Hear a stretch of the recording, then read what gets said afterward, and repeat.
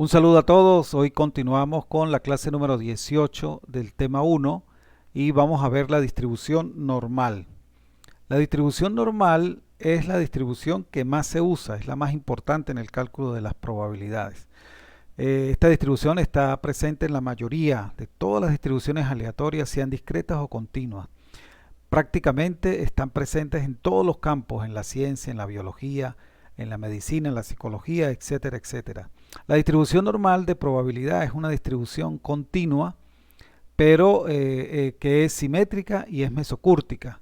Mesocúrtica, recuerden que eso es materia de segundo año de estadística.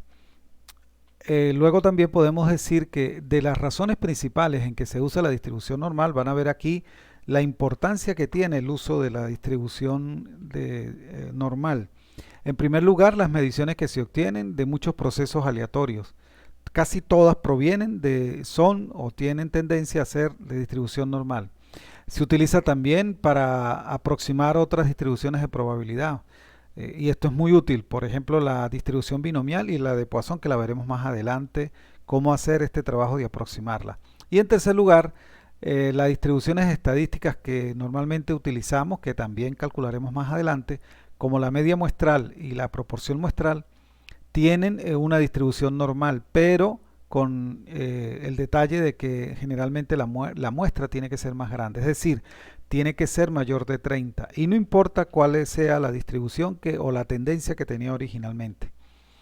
Bien, con frecuencia se describe esta probabilidad normal con una curva simétrica que también se llama la curva de Gauss. Aquí podemos ver algo importante eh, y es que como la curva es simétrica, como pueden observar, y es mesocúrtica, la mitad de los datos es el 50% y la otra mitad es el 50%. Esto tenemos que tenerlo muy claro cuando vayamos a calcular las probabilidades. Normalmente para hacer cálculo de probabilidades de distribución normal, lo vamos a hacer a través de una tabla que ya les voy a especificar. Entonces vamos a resumir que la curva es simétrica y que el valor está en el centro y que la recta X es igual a mu. Ahora, la distribución depende de la media y la distribución estándar básicamente. Esto permite que podamos comparar muestras si comparamos sus medias y sus desviaciones estándar. Aquí, por ejemplo, podemos ver que aunque las muestras son diferentes, podríamos tener también varianzas o desviaciones estándar, en este caso diferentes.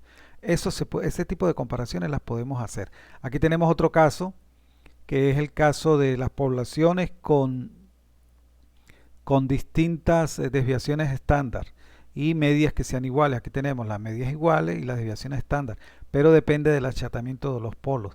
Lo más importante de este caso es que la más achatada y extendida que la otra, en este caso sería la segunda, es la que tiene mayor desviación estándar, es decir, los datos están más dispersos.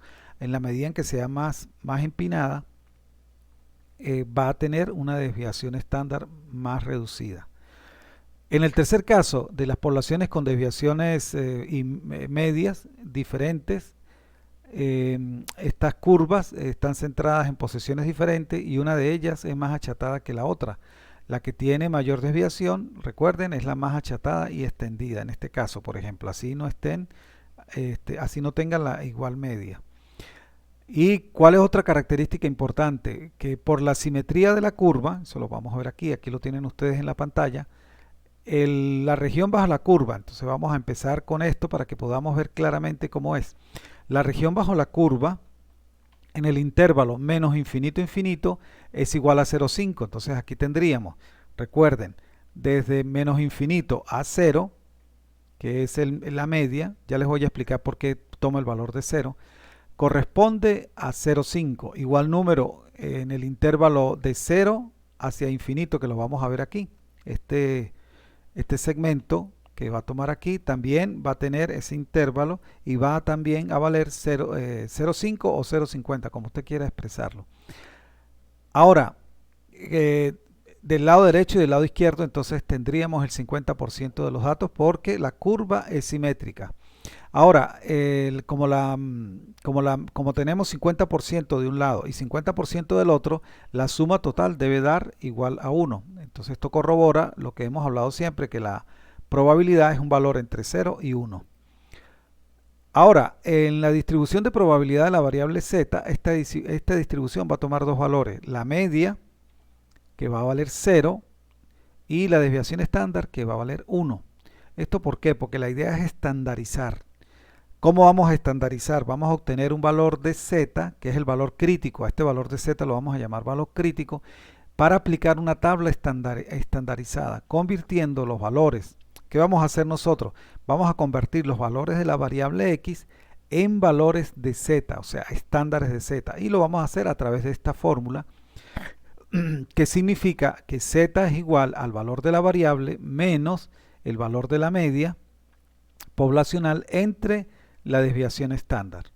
Con estos valores vamos a obtener el valor de z, al cual nos vamos a dirigir a una tabla que vamos a ver inmediatamente. Esta tabla que establece la distribución normal, los valores de la tabla están colocados en forma de matriz de filas y columnas.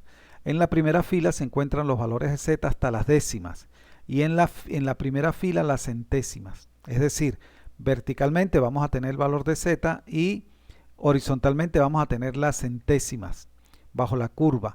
Todo lo que está dentro de esa curva va a ser el valor de probabilidad. Entonces, si deseamos calcular, por ejemplo, el valor de z menor o igual a 1.96, ¿qué tenemos que hacer? Vamos a ir a la tabla.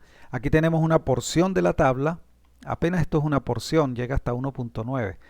Y como podemos ver, esta tabla no es acumulada, es decir, desde el valor de 0 hasta un valor x especificado, un punto especificado en el valor de z, va a ser donde vamos a hallar el valor. En este caso dijimos que vamos a hacer la prueba con 1.96. Entonces, ¿qué hacemos? El valor de z nos da el valor del entero y el valor de la décima, y horizontalmente nos va a dar el valor de la centésima.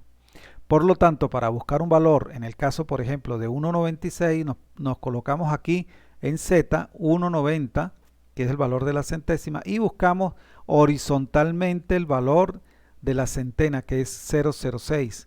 Entonces 1.90 más 0.06 sería 1.96. Buscamos ese valor aquí, lo buscamos aquí adentro de la tabla, y el valor sería 0.4750. Ese es el valor que nos está señalando aquí. Nos dice que entre 0 y el punto 1.96, la probabilidad que está aquí, todo esto es probabilidad, es del 47%.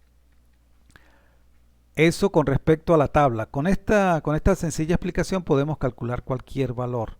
Aquí les dejo la otra parte de la tabla para que la puedan calcular, para que puedan ensayar con cualquier valor. Y aquí está la tabla completa también para los que la quieran. En cualquier texto pueden buscar tanto la tabla que no es acumulada. Este es un caso de tabla no acumulada. Y la tabla acumulada mide los valores desde este punto, desde menos infinito hasta el punto específico. Hay que tener en cuenta esos dos, que depende del tipo de tabla. Vamos a trabajar con esta tabla y es suficiente, no hay problema. Esta es una tabla no acumulada, recuerden.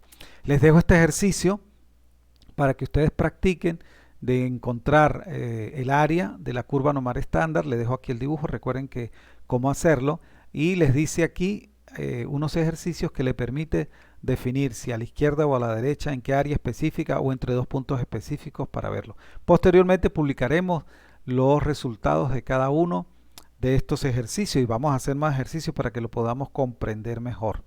Bien, hasta aquí nuestra sesión de trabajo. Nos veremos en la próxima sesión, Dios mediante. Hasta luego.